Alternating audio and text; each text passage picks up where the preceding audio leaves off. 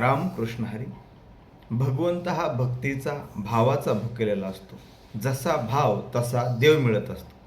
परंतु काही लोक अज्ञानापोटी अंधश्रद्धा कर्मकांडात इतके गुंतलेले असतात की देवाला नवस करतात आणि मला अमुक अमुक वस्तू मिळू दे, धनधान्य संपत्ती मिळू दे, पुत्र मिळू दे. मग देवाला कोंबडं बकरं कापतात.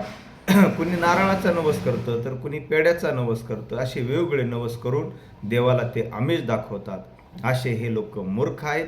संत शेख मोहम्मद महाराज म्हणतात, मूर्ख नवस करुणी देवतान प्रती, म्हणे आम्हा द्यावी धनधान्य संपत्ती.